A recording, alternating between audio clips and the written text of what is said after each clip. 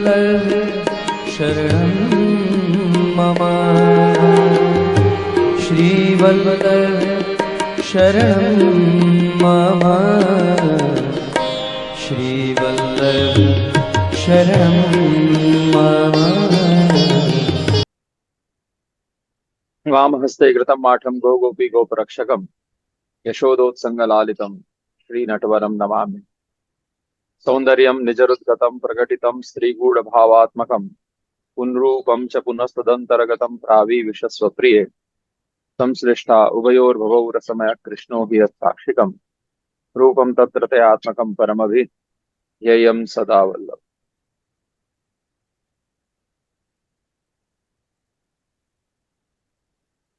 સૌ પ્રથમ તો શ્રી નટવર કૃપા પરિવારના સમસ્ત વૈષ્ણવો જે જોઈન થયા છે એ બધાને હિંડોલાના દિવ્ય દિવસો એમાં વિશિષ્ટ દિવસ આજે મકરાણી તીજની ખૂબ ખૂબ બધાઈ, ખૂબ ખૂબ આશીર્વાદ, ખૂબ ખૂબ શુભકામનાઓ।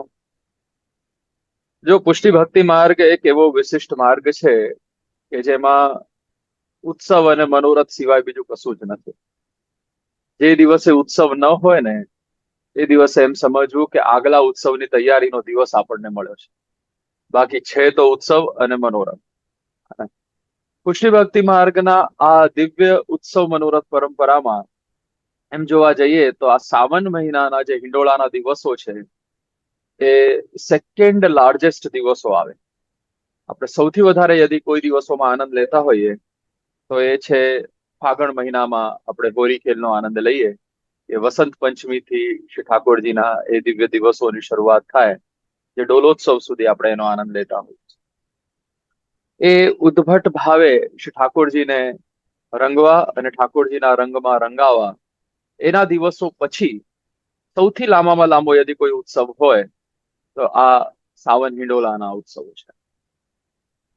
હિંડોલા એક એવું એમ કહીએ કે પારંપરિક સ્વરૂપ કે ઉત્તર ગુજરાત ગણો, ઉત્તર ભારત ગણો, દક્ષિણ ભારત ગણો, દરેક ક્ષેત્રોમાં એ પોતપોતાના સમયે આ સાવનના દિવસોમાં હિંડોળા ઉજવાતા હોય। એટલે સાવન આવે, વરસાદની સિઝન આવે એટલે ઝૂલવાનો ક્રમ દર વખતે શરૂ થાય। ઉત્તર ભારતમાં જે પરંપરાઓ છે એ અલગ પ્રકારના ઝૂલાની પરંપરા છે અને દક્ષિણ ભારતમાં છે એ અલગ પ્રકારના ઝૂલાની પરંપરા છે, પણ ઝૂલે ભલા કરા। હવે તમને હું કહું, શ્રી મહાપ્રભુજી, શ્રી ગુસાઈજી એમ જોવા જાઓ તો તૈલંગ બ્રાહ્મણ છે તો આંધ્રના છે તો સાઉથ ઇન્ડિયાના। એટલે આપણા ત્યાં જે હિંડોળાનો શેપ છે ને એ હિંડોળાનો શેપ એ સાઉથ ઇન્ડિયન પ્રકારનો છે। આપણા ત્યાં ઉત્તર ભારતમાં આવા ઝૂલાઓ નથી, આવા હિંડોળા નથી હોતા। ત્યાં પેલા ડોરીવાળા હોય અને એ ડોરીવાળા હિંડોળા પર ઝૂલે, જેને આપણા ત્યાં મચકી પણ શબ્દ વપરાય કે મચકી ઝૂલે છે પ્રભુ, ઝૂલા ઝૂલે છે। પણ જે હિંડોળાનો પ્રકાર છે કે બે થાંભલા હોય, પછી એમાં વચ્ચે આગળ મોગ હોય આડો, એની વચ્ચે એક બે ઢીંગલીઓ લટકે, એમાં એક એવી ચારની ફ્રેમ હોય જેમાં ચાર દાંડી હોય અને નીચે ચોકી અને શ્રી ઠાકોરજી એમાં એ ઝૂલે। તે આપણા ત્યાં દક્ષિણ ભારતનો પ્રકાર શ્રી મહાપ્રભુજીએ એ હિંડોળાનો શેપ એ સ્વીકાર્યો છે। આ હિંડોળાના દિવસોમાં ભાવાત્મક દૃષ્ટિકોણથી જોઈએ ને તો સમસ્ત ગોપીજનો એ યુગલ સ્વરૂપને પોતાના હૃદયારવિંદમાં, પોતાના હૃદયમાં પધરાવીને એ ઝૂલાવે। ઝૂલવાનો મતલબ શું છે? જોટા, પ્રભુથી દૂર જવું, પ્રભુ પાસે આવે। આપણે ઝૂલાઈએ ઠાકોરજી તો કેવો હોય સીન, હે ને? આમ એક ધક્કો દીધો તો ઠાકોરજી થોડા દૂર પધાર્યા, પર એકદમ પાસે આવ્યા, દૂર પધાર્યા, પાસે આવ્યા। આ આપણો એક સિમ્બોલિક જે છે એ એવું છે કે ઠાકોરજી સાથે સંયોગ વિપ્રયોગ, સંયોગ વિપ્રયોગ। પુષ્ટિ માર્ગની સેવા પ્રણાલિકા તમે જુઓ, મને એક બે વૈષ્ણવોએ મેસેજ કર્યો હતો કે જે વચનામૃત કરો ને તો આપ અમારા માટે એક દિનચર્યા, એક સૂક્ષ્મ સેવા પ્રકાર કેવો હોવો જોઈએ એના માટે પણ આપ થોડોક એમાં અમારા સંશય ક્લિયર કરજો, થોડોક એમાં નિર્દેશ કરજો કેવું હોવું જોઈએ। પણ જો આપણા ત્યાં સેવા એક એવો વિષય છે કે ઠાકોરજીને મનથી પોતાની સામે રાખવા અને તનથી એવો પ્રયત્ન કરવો કે આપણે ઠાકોરજીના થઈને રહીએ, એ જ સેવાનું સ્કેડ્યુલ ગણાય। પુષ્ટિ માર્ગની સેવા એક એવી વિશિષ્ટ સેવા છે કે જેમાં પોતાના રૂટીનમાં, એટલે ઠાકોરજીના રૂટીનમાં આપણે નથી જતા, આપણા રૂટીનમાં શ્રી ઠાકોરજી પધારે છે। દાખલા તરીકે એક નાનકડી વાત કરું તો આપણે સવારથી સાંજ સેવા કરીએ. તમારે કેનેડા જ જુઓ કે ભાઈ 3 ટાઈમ ઝોન છે. કોઈ આ ટાઈમ ઝોનમાં જગાડે તો ઠાકોરજી 7 વાગે જાગે, ને કોઈ આ ટાઈમ ઝોનમાં જગાડે તો ઠાકોરજી 10 વાગે જાગે. પુરુષોત્તમ તો એ જ છે. यदि ઓર્થોડોક્સ એ શ્રીજી બાવા બધાના ઘરમાં બિરાજતા હોય તો એક જ ટાઈમે જયારે શ્રીજી બાવાની મંગલા થાય ત્યારે એક્ઝેક્ટ એ જ ટાઈમે બધાએ ઠાકોરજીને જગાડવા જોઈએ. અને પણ કોઈ સવારે 7 વાગે જગાડે, કોઈ 9 વાગે જગાડે, કોઈ 11 વાગે જગાડે. એઝ પર ધેર કન્વીનિયન્સ બધા ઠાકોરજીને જગાડતા હોય. એટલે એ પરંપરાની આપણે લાસ્ટમાં વાત કરીએ, પેલા હિંડોળા પર આવીએ. તો હિંડોળાના આ જે દિવસો છે, એ હિંડોળાના દિવસોમાં બધા બ્રજભક્તો પોતાના હૃદય પટલ પર ઠાકોરજીને એ સંયોગ વિપ્રયોગનો આનંદ લેતા હોય એવી રીતે ઝુલાવવાનો ક્રમ આપણા ત્યાં છે. હવે જો બેઝિક્સ વાત કરીએ તો સંયોગ વિપ્રયોગ શેને કહેવાય? સંયોગ એટલે પ્રભુની સામે રહેવું, વિપ્રયોગ એટલે પ્રભુથી દૂર નહીં, પ્રભુના હેંગઓવરમાં રહેવું, પ્રભુને હંમેશા યાદ કરતા રહેવું. જયારે કોઈ સામે ન હોય ને, આપણે પ્રત્યક્ષ આંખોની સામે ન હોય ને, ત્યારે એની યાદ વધારે આવે. અને સામે હોય ને તો આપણને એમ થાય કે થોડી વાર એનું કોન્સન્ટ્રેશન લેવલ રહે અને પછી એને બીજા બધા કામમાં લૌકિક વૈદિકમાં મન ભટક્યા કરે. એક નાનકડો એક્ઝામ્પલ આપું હું તમને. આપણે બધા જેવી રીતે પરિવારના આપણા નિકટના મિત્રોને બધા બેઠા હોઈએ તો 15-20 મિનિટ હવે કેમ છો, આમ છે તેમ છે, આપણે એકદમ એમના મય થઈ જઈએ. અને જેવું એ 20 મિનિટ 30 મિનિટ થાય ને એટલે તરત જ આપણો છે ને કોન્સન્ટ્રેશન લેવલ બીજે બધે જવા લાગે. જે ગૃહિણી હોય ઉભા થઈને જવા માંડે કે ચલો હું ચાય નાસ્તાનું વ્યવસ્થા કરું. કોઈ પેલા પુરુષો હોય તો એને કદાચ પેલો ફોન આવે તે ફોન ચેક કરવા માંડે, આ કરવા માંડે, તે કરવા માંડે. એનું કોન્સન્ટ્રેશન લેવલ એ રહે નહીં. જો સ્કૂલમાં પણ કોલેજીસમાં પણ એ સાયન્સ મુજબ 40 મિનિટનો એ એક લેક્ચર હોય. જે રીતે વચનામૃતનું સેશન હોય ને અમારે, તો પણ 40-45 મિનિટથી વધારાનું સેશન હોય ને એટલે પછીના તમે જો આ વિડીયો ક્લિપ્સ જોજો, એક બે જણાને ઉભા બગાસા આવવાનું ચાલુ થશે, બીજું બધું કામ કરવાનું ચાલુ થશે. જે આમ રિક્લાઇનરમાં ટટ્ટાર બેઠા હોય, ધીરે ધીરે આમ ટેકો દેતા દેતા દેતા દેતા આમ ધીરે ધીરે એમની પરિસ્થિતિ એવી થઈ જાય કે એ જરૂરતથી વધારે રિલેક્સેશન મોડમાં આવી જાય. એટલે ઇન શોર્ટ એ જે વાત ચાલતી હોય કે જે વિષય હોય એના ઉપરથી એનું કોન્સન્ટ્રેશન એ જતું રહે. એટલે એ 45 મિનિટનો જે સેશન છે ને એ આપણા ત્યાંનું મુખ્ય સાયન્સ છે કે આનાથી વધારે એક જીવનો ચિત્તવૃત્તિ એક જ જગ્યાએ પરોવી ના શકાય. આ કથાકારો બધા 3-4 કલાકની કથા કરે ને તો તમે બધાએ જોયું છે, યુટ્યુબનો જમાનો છે, કોઈના તમારે કથાઓ ચાલુ જ રહેતી હોય ફોનમાં. એ 5-10 મિનિટ થાય ને એટલે પેલા કીર્તનકારને કે બજાવે એટલે પેલો રાધે રાધે કરાવે એટલે બધા આમ તાલી પાડે, નાચવા માંડે. એટલે એમની ઊંઘ ઉડી જાય. ફરી પાછા એને બેસાડે, ફરી પાછું 10-15 મિનિટ અડધો કલાકનું સેશન કઈ વચનામૃત થાય, ફરી પાછા પેલા ડાન્સ પર એ જતા રહે. એટલે જ્યાં સુધી એવું ન કરો ને ત્યાં સુધી સાચે જ એ વ્યક્તિનું કોન્સન્ટ્રેશન લેવલ એક જગ્યાએ થતું નથી. તો સંયોગ અને વિપ્રયોગ એટલે જ જરૂરી છે. વિપ્રયોગ એટલે આપણે પ્રભુની યાદમાં પાછા આવ્યા કે આપણે શું ગુમાવ્યું, શું આપણી પાસેથી ગયું, અને તરત ફરી પાછા પ્રભુ આપણને દર્શન દે, પ્રભુ પ્રાપ્ત થાય. તો એમને પ્રાપ્ત કરવાનો જે આનંદ, એમના સ્વરૂપાનંદનો જે આનંદ, એમના સુખનો જે આનંદ. અને હવે તમે જુઓ, આપણે નાના બાળકોના જ એક્ઝામ્પલથી જોઈએ. સવારમાં કેવું આમ આપણા બાળકો પ્રત્યે આપણને વાત્સલ્ય જાગે અને એક સેચ્યુરેશન પોઈન્ટ આવે ત્યારે એને જબરદસ્તી તૈયાર કરીને આપણે સ્કૂલ કોલેજ મોકલી દે, ભાઈ હવે તું જા. આ લોકડાઉનમાં બધી મમ્મીઓ એવી કંટાળી હતી કેમ કે બધાને રજા. 4 મહિના 6 મહિના 8 મહિના થઈ ગયા, બાળકો સ્કૂલ જ નથી જઈ રહ્યા. તો એવું સખત સેચ્યુરેશન પોઈન્ટ આવી ગયું બધાને. સ્કૂલ ગયા ને કે હાશ બાળકો સ્કૂલ ગયા. હે તો એવી રીતે મન ન ભરાઈ જાય ને વ્યક્તિનો, એના માટે આપણે ત્યાં તમે સેવાના પ્રકારમાં જોજો, રૂટીનમાં પણ આપણે આપણા ઠાકોરજીની સન્મુખ 15-20 મિનિટથી વધારે રહી જ નથી શકતા. એક સિમ્પલ તમને એક દાખલો આપું કે તમે ઠાકોરજી જગાડે, સૌથી પહેલા આપણે ત્યારે સન્મુખ થઈએ, થોડુંક પ્રિપેરેશન મંગલ ભોગની ને થોડી તૈયારી કરીને આપણે પ્રભુને મંગલા કરાવી. જેવી મંગલા કરાવી 5-7 મિનિટ આપણે કંઈક બધું ગોઠવ્યું કર્યું નહીં ને ઠાકોરજીને તરત મંગલ ભોગ ધર્યું. મંગલ ભોગ ધરો નહીં તો મંગલા શેનો મતલબ છે? તરત મંગલ ભોગ ધર્યા. હવે મંગલ ભોગ ધરી એટલે આપણે ટેરો કરી જો પ્રભુની સન્મુખ નથી આપણે, ભલે આપણે એમની સેવામાં છીએ, અને પછી આપણે તરત ઠાકોરજીના સ્નાન શૃંગારની થોડી તૈયારી કરી, શું ભોગ ધરીશું એના માટે કંઈક આપણે બીજી તૈયારી કરી. મંગલ ભોગ સરાવ્યા, મંગલા આરતીનો ભાવ કર્યો, મંગલા આરતી કરનારા આરતી પણ કરતા હોય, 1-2 કીર્તનનો ક્રમ કર્યો, પછી ઠાકોરજીને આપણે સ્નાન અને શૃંગાર. હવે સ્નાન શૃંગાર મેક્સ 15 મિનિટ 20 મિનિટ તમે એનો આનંદ લો. બરાબર, 25 મિનિટમાં તો તમારું મન ભરાઈ જાય કે હવે જે શૃંગાર છે પ્રભુ આ ધરાઈ લો. ઠાકોરજી કદાચ નાટક કરે, એક બે વસ્તુ વડા કરી લે, આ નથી ધરવું આ ધરવું છે, એ બધું થાય, એ બધો લીલાનો પ્રકાર. પણ એના પછી પણ એકવાર એક પેલું પોઈન્ટ આવી જાય કે હવે જે પ્રભુ આ જ ધરો, મને તો એવું લાગે છે આપની જ આ ઈચ્છા છે. એમ કરીને આપણે 20-25 મિનિટ મેક્સમાં ઠાકોરજીને એ શૃંગાર કરીને પધરાવી દઈએ. તરત આપણે ઠાકોરજીને રાજભોગ ધરવાનો ક્રમ, વૈષ્ણવો જે પલ્લાના ઝુલાવતા હોય કે કર્મ ના કરતા હોય તો તરત રાજભોગ ધરવાનો ક્રમ કરે. એટલે જેવો ભોગ આવે એટલે પાછો આપણે ટેરો બંધ કરી દઈએ તો ફરી પાછા આપણે પ્રભુથી દૂર ગયા. અને ત્યારે જે આપણે બીજી બધી તૈયારીઓ નેક્સ્ટ ઉત્થાપન ભોગની છે કે જે સલંગ સેવા કરતા હોય એમના માટે એવી રિવાજ છે. ઉત્થાપન ભોગની, શયન ભોગની આપણે તૈયારી કરતા હોઈએ. અમુક જણા ઠાકોરજી રાજભોગ અરોગે આટલો સમય છે ત્યાં સુધી એ કલયુના પદ વગેરે દેતા હોય. ઘણા બધા વૈષ્ણવો એ પાઠનો ક્રમ લેતા હોય. અમારા દાજી આજ્ઞા કરતા કે જે વૈષ્ણવો દાખલા તરીકે એને અનુકૂળતા સમયની નથી, ફોર એક્ઝામ્પલ સ્ટુડન્ટ્સ હોય, નાનું બાળક હોય, હવે કંઈક હોસ્ટેલમાં જાય છે કે કંઈક બહાર જઈને રહે છે કે અહીંયા તમારે જેમ યુએસમાં સ્ટુડન્ટ્સમાં આવ્યો હોય, હવે એની પાસે એવું થોડું રૂટીન છે કે તમારી જેમ ગૃહિણીઓની જેમ સવારથી સાંજ સુધી પદપદારા કરી શકે. પણ એની રીતે પણ એને યદી સ્ટેઆમ સેવામાં સન્મુખ રહેવું હોય તો મિનિમમ સેવા કેવી રીતે કરી શકે. એમાં મારા તાજીએ બહુ સરસ એક એમનો એક લેખ હતો પ્રાચીન, જેમાં 12 મિનિટની સેવા, 18 મિનિટની સેવા અને 24 મિનિટની સેવા. એટલે જયારે તમારે દોડાદોડ છે, તમારે રૂટીનનો દિવસો છે, સ્કૂલ ચાલુ છે, કોલેજ ચાલુ છે, ઓફિસ ધંધાનો દિવસ ચાલુ છે, તો કેવી રીતે માણસ સન્મુખ થઈને જઈ શકે. એ 12 મિનિટની સેવા પણ પહોંચીને એને બધી જ સેવાના પ્રકાર એમાં આવી જાય એટલી પણ સેવા એ પહોંચીને જાય.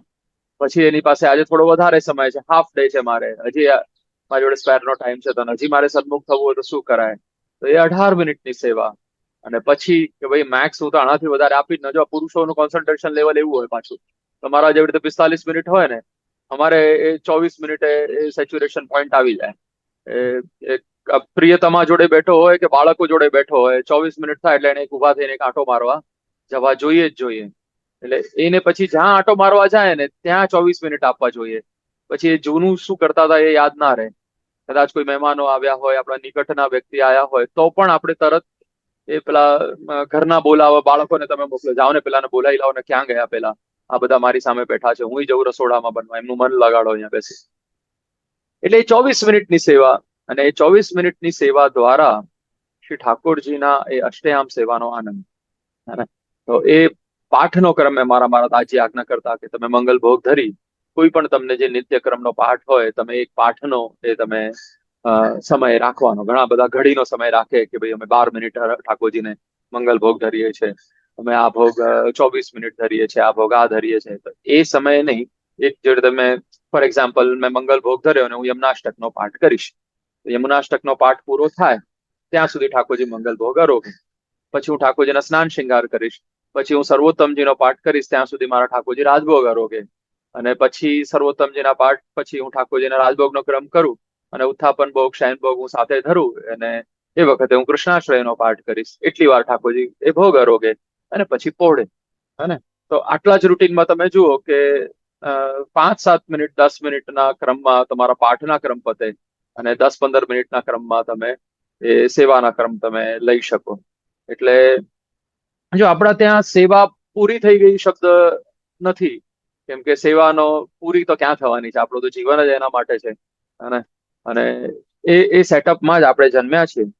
તો આ હિંડોળાના દિવસો એ સંયોગ વિપ્રયોગ પ્રભુ આપણને ક્ષણિક આનંદ આપે. છોટા પ્રભુ નિકટ આવે, પ્રભુ દૂર જાય, પ્રભુ નિકટ આવે, પ્રભુ દૂર જાય.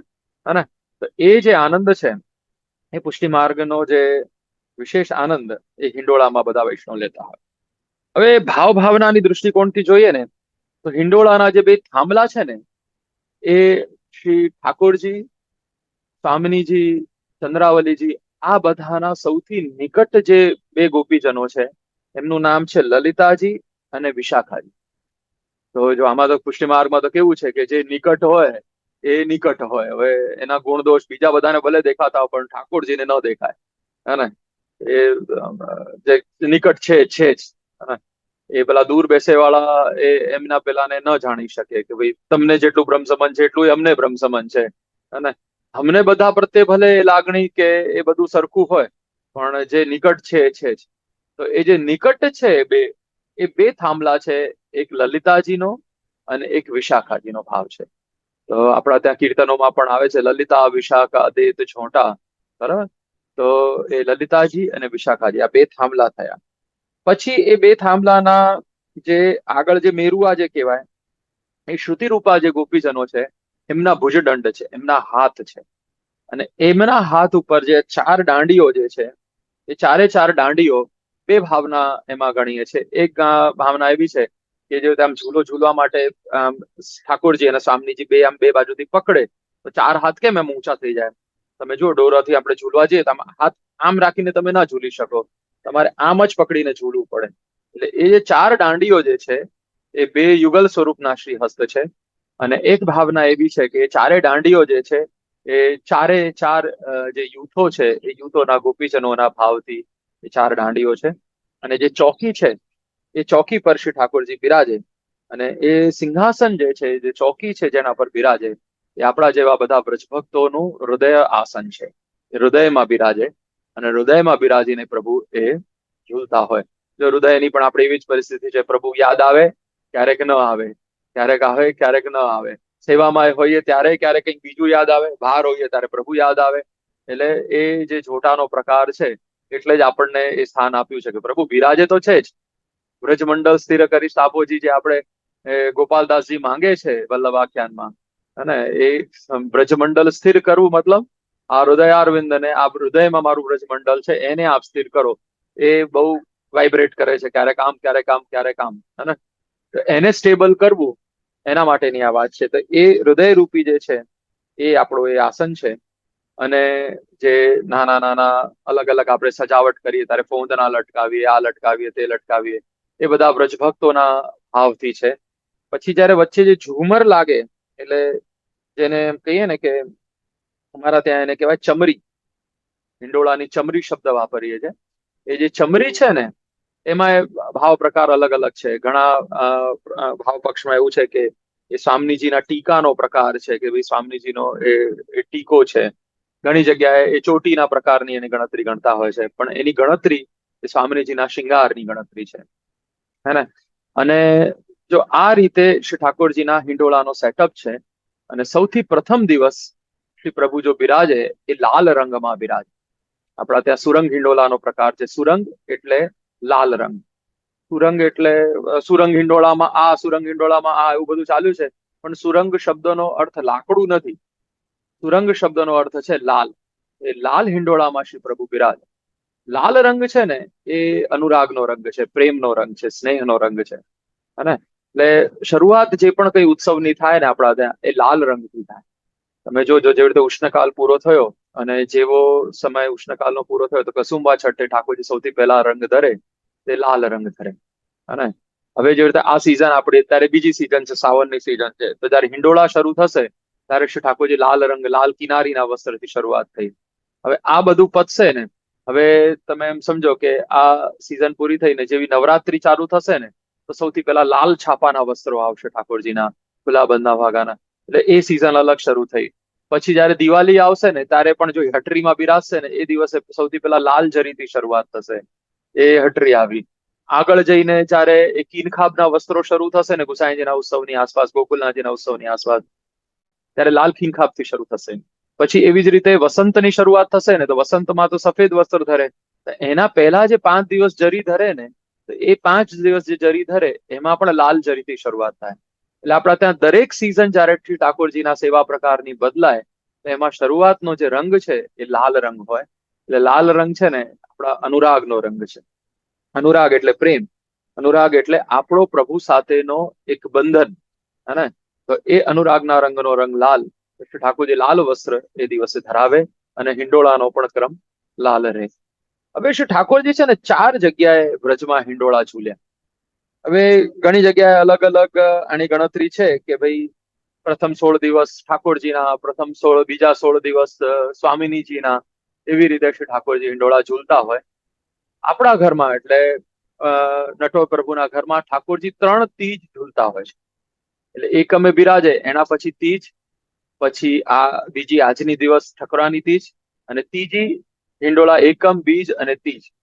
ઘણા મુહૂર્ત પ્રમાણે કોઈના એકમે હિંડોળા વાળા થઈ જાય, કોઈના બીજે હિંડોળા વાળા થઈ જાય, પણ આપણા ઘરમાં 3 ત્રીજ થી નટવરલાલ ઝૂલે છે, એટલે આપણા તીજના દિવસે હિંડોળા વાળા થાય. હવે હિંડોળાના જે આ દિવસો છે એમાં ઠાકોરજી મૂળતઃ બ્રજમાં 4 જગ્યાએ હિંડોળા ઝૂલવા પધાર્યા છે. જો 4 સ્થાન છે, તો એ 4 સ્થાનોના એ જે બ્રજ ભક્તો છે એમના માટેના આ દિવસો છે. પ્રથમ દિવસોમાં શ્રી ઠાકોરજી નંદાલયમાં ઝૂલે છે, એટલે એ નંદાલયમાં બધા ઘટાનો પ્રકાર આવે. આપણા ઘરની પ્રણાલિકા જેવી છે ને, એક બહુ ઓર્થોડોક્સ ફિક્સ છે, બહુ ફેન્સી એમાં ફેરબદલ નથી હોતા. આજે આણા ખાલી દિવસ હોય કે ભાઈ 2 ચોથ થઈ ગઈ, એક દિવસ ચોથના રીતના થઈ ગયા અને બીજે દિવસે ચોથના આપણે પ્રીતના કરીએ. પછી કદાચ ફૂલના એ વખતે કુંજના હિંડોળા અને બધું ફિક્સ હોય તો એમાં પ્રકાર બદલીએ, પણ જે પરિપાટી છે એ આપણા ઘરમાં 75% to 80% એ ફિક્સ છે કે આ દિવસે આ જ હોય. સોસની ઘટા આ જ દિવસે થશે, પીરી ઘટા આ જ દિવસે થશે, રક્ષાબંધન છે તો એના નેક્સ્ટ દિવસે લાલ ઘટા થશે. એવું આપણા ત્યાં શિંગારો બધા ફિક્સ છે. હવે એ જે 4 સ્થાનોમાં સૌથી પહેલા જે છે એ નંદાલયના હિંડોળા, જેમાં ઘટાઓનો પ્રકાર આવે. પછી શ્રી આવે ગિરિરાજજીની તળેટીમાં, ગિરિરાજજીની ઉપરના હિંડોળા, શ્રી ગિરિરાજજીના ભાવના હિંડોળા આવે. તો એ ગિરિરાજજીના ભાવના હિંડોળા. પછી આવે શ્રી યમુના પુલીનના હિંડોળા. હવે યમુના પુલીન એટલે શ્રી યમુનાજીના કિનારે જે હિંડોળા થાય એ આવે. અને પછી છેલ્લે આવે છે કુંજ નિકુંજના હિંડોળા, શ્રી સ્વામિનીજીની કુંજ નિકુંજોમાં શ્રી ઠાકોરજી ધૂળે. એટલે જો આપણા ત્યાંની તમે પત્રિકા કદાચ જોશો ને તો તમને એમાં થોડોક એના સંકેત મળશે કે પહેલા બધી ઘટાઓ આવશે, પછી બીજા બધા શ્રી ગિરિરાજજીના ભાવના હિંડોળા આવશે, પછી ત્રીજા જે ફેઝના શરૂઆત થશે એ યમુનાજીના ફેઝના થશે, એટલે એમાં ઠકરાની તીજના હિંડોળા આવી ગયા. આ પવિત્રાના દિવસોના બધા ભાવ પક્ષો આવી ગયા. અને છેલ્લે જયારે ઝૂલશે એમાં પછી એ ફલ ફૂલના છે કે એ કુંજ નિકુંજના હિંડોળા, એ પ્રમાણે આપણા ત્યાં ઠાકોરજીના સેવાનો ક્રમ હોય છે. હવે જે શ્રી યમુના પુલીનના જે હિંડોળા છે એમાં સવાલ જ નથી કે ભાઈ યમુના પુલીન છે તો યમુનાજીના કિનારે છે, તો એ પ્રકીર્ણ જે બ્રજ ભક્તો છે. પ્રકીર્ણ બ્રજ ભક્તો એટલે જો આમાં કેવું છે, આપણે ઘણી વાર શબ્દો વાપરીએ છીએ કે 4 યુથ, 4 યુથ, 4 યુથ. એ 4 યુથ શું છે? પ્રથમ યુથ એ બધા નંદકુમારિકાઓનું યુથ ગણાય, બીજું શ્રુતિ રૂપા, ઋષિ રૂપા, અને ચોથું શ્રી યમુનાજીનું. તો જેને હજી પોતાની સેવા કે પોતાના સ્વરૂપનું ભાન નથી, એ બધા છે ને એ શ્રી યમુનાજીની ચરણ શરણમાં આવે. એટલે યમુનાજી કૃપા કરે ને, યમુનાજીનું સ્વરૂપ કેવું છે એ નથી જોતા કે આ મારા ટોળાનો છે કે મારા ટોળાનો નથી. બહુ પોઝેસિવ બધા માટે છે કે બધા મારા. યમુનાજીનું સ્વરૂપ એવું છે. એટલે જ આપણે ત્યાં જોઈએ શ્રી ગુસાઈજીની બધાઈમાં કે એવી રીતે ગણીએ ને તો શરણ આય સોહી તારે એવો પ્રકાર એમાં ગણવામાં આવે. એવી જ રીતે શ્રી યમુનાજી માટે આપણે જયારે 41 પદો આપણે જયારે પાઠ કરતા હોય, ગાન કરતા હોય, એમાં બધા વર્ણનો છે કે સૌથી પહેલા જયારે કોઈ જીવ બ્રહ્મ સંબંધ લે તો સૌથી વધારે હરખાતું હોય કોઈ તો શ્રી યમુનાજી હરખાય અને દોડીને એ પ્રિય પીતમ પ્રભુ પાસે દોડીને જાય, પિયસો કહે, હે, દોડીને જાય શ્રીનાથજી પાસે અને શ્રી યમુનાજી વિનંતી કરે કે આપનો જીવ જો એક નવો શરણ આવ્યો છે, કે જે જીવ આપનાથી ગુટો પડ્યો છે, આજે એને એડ્રેસ પાછું મળી ગયું છે, આજે આપ પાછા એને મળી ગયા છો. એવી રીતે પ્રસન્ન થઈને એ યમુનાજી દોડીને જાય. હે, તો યમુનાજીના જે દિવસો છે એમાંનો આજના દિવસોમાં ઘણા બધાને એવો વહેમ છે કે ઠકરાની તીજ એટલે ઠકરાની એટલે શ્રી યમુનાજી. એવું નથી. ઠકરાની તીજ એટલે ઠાકુરના ઠકરાણી.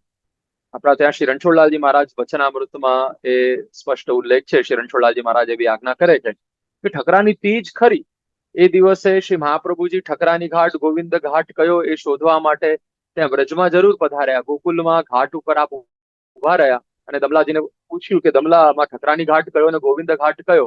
આ મને અત્યારે ધ્યાન નથી આવતું, કેમ કે એ વખતે તો વ્રજ આખું વિસરાઈ ગયું હતું. વ્રજનો તીરો ભાવ થઈ ગયો અને વ્રજ પ્રગટ કરવા માટે શ્રી મહાપ્રભુજી ત્યાં પધાર્યા હતા.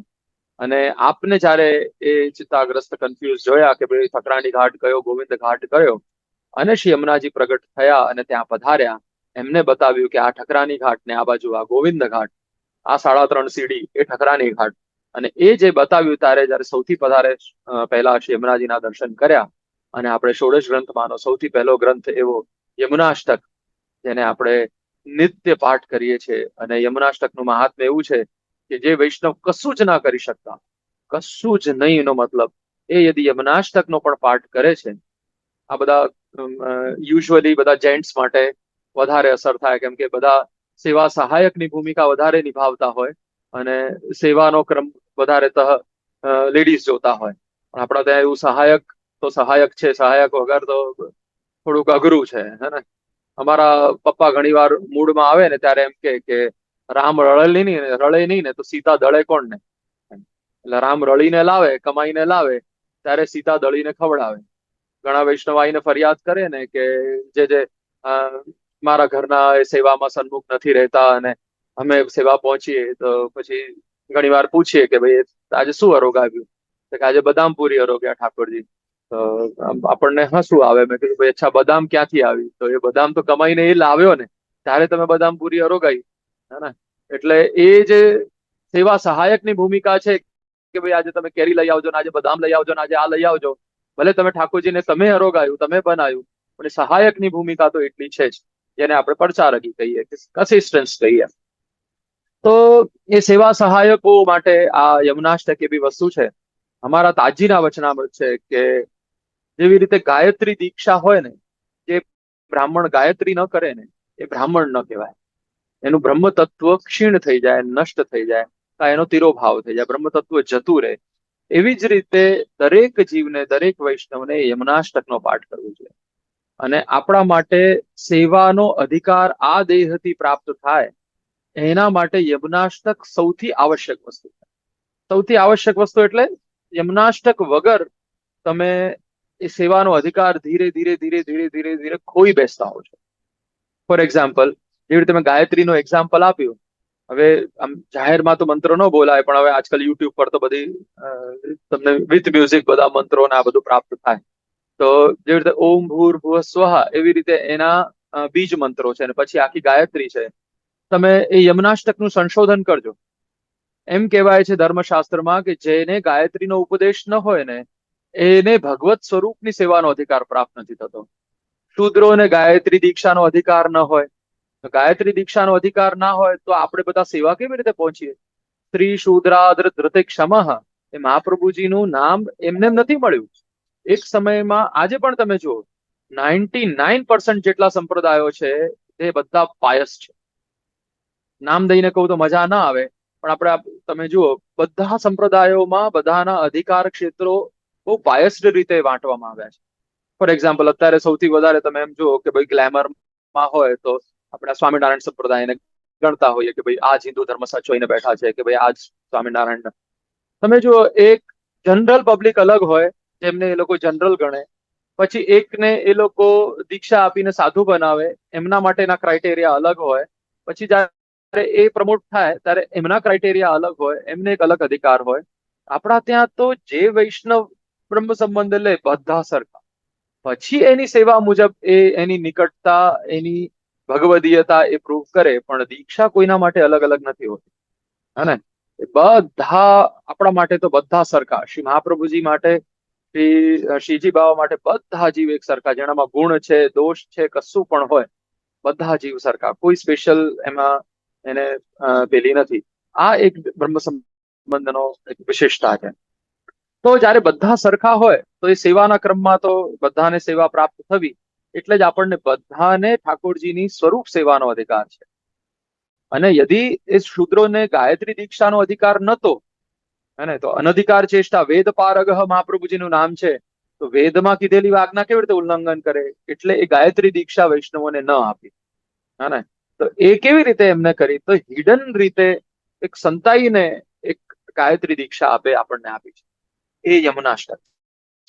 એ ગાયત્રી દીક્ષા એક હિડન પેકેજમાં યાદી આપણને આપી હોય તો એ યમનાષ્ટક છે. ફોર એક્ઝામ્પલ, સૌથી પહેલા ઓમ. તો સ્ત્રીઓને ઓમ બોલવાનો અધિકાર નથી, અને સ્ત્રીઓ કોઈ દિવસ ઓમ ના બોલે. આ બધા યોગ શિબિરમાં જઈને બધા ઓમ ઓમ બોલાવડાવે, આ કરે તે કરે. એ સાચું જોવા જઈએ ને તો સ્ત્રીઓને એ ધર્મશાસ્ત્ર મુજબ અધિકાર નથી. પણ આજકાલ પેલું બધું ચાલુ છે ને કે બધા સરખા ને બધું આ ને બધું આ ને બધું, ધેટ્સ ઓકે. We respect. જેવી સિચ્યુએશન હોય એવું આપણે હા હા કરવું જોઈએ. કોઈનો વિરોધ કરવાની ક્યાં જરૂર છે? જેને જે બોલવું હોય બોલે છે, જેને જે કરવું હોય કરે છે, જેને જે ઇન્ટરપ્રિટેટ કરવું હોય એવી રીતે કરે છે. તો આ સમયકાલ સંજોગ છે ને, કોઈના વિરોધો કરવાનો નથી. પેલો એક્સ્ટ્રીમ લેવલ પર પણ જઈને પડીને માણસ ઊંધું સીધું બોલતો હોય ને, તો પણ વિરોધ કરીને આપણો ટાઈમ બગાડવાની જરૂર નથી. તો સાચું કહું, જે આપણા છે, જે નથી ને એને તમે કેટલું પણ ઇમ્પ્રેસ કરશો ને એ નથી. અને જે જનરલ છે ને, જે બધાના છે ને, એમને તો સાચે ક્યાંય ઇમ્પ્રેસ કરવા જવાની જરૂર નથી. અને આપણે ઇમ્પ્રેસ આપણી બહુને કરીએ ને, કે જે આપણી જ છે, જે પેલું આખા ગામમાં બધું દોડાદોડ કરતું હોય, તમે ક્યાંક કોઈ મૂવી જોવા ગયા હોય, પેલા હિરોઈન છે તો એને આખા ગામને રીઝવવાનું છે ડાન્સ કરીને. એને એને એકલા વ્યક્તિને કોઈ એક વ્યક્તિને નથી સાચવવાનો. તો આપણે એને ઇમ્પ્રેસ કરીને શું મળી જવાનું છે?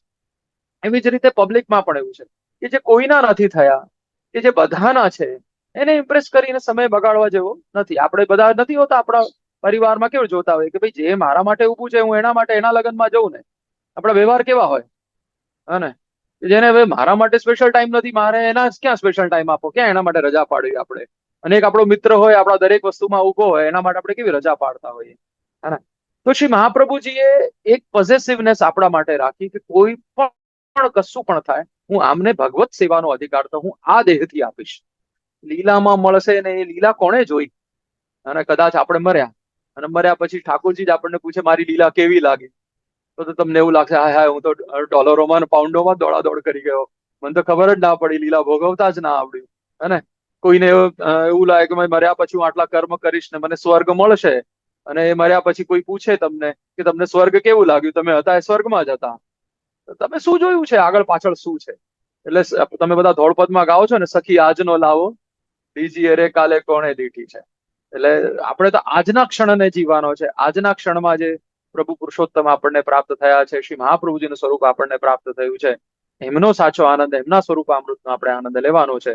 અને ઘરે બિરાજમાન પ્રભુ પુરુષોત્તમને આપણે આપણા ભાવથી ભજવાના છે. હા, તો એ અધિકાર માટે શ્રી મહાપ્રભુજી આપણને યમુનાષ્ટકનું દાન કર્યું છે. હવે યમુનાષ્ટક કેવું છે? તમે જો નમામિ યમુનામહમ, તો યમુનામહમમાં તમને ઓમ હિડન સંભળાય છે? પ્રયત્ન કરી જુઓ, શાંતિથી બોલે, નમામિ, મનમાં બોલજો, જો નમામિ યમુનામહમ, તો તમને એક ઓમના વાઇબ્સ આવશે. બરાબર?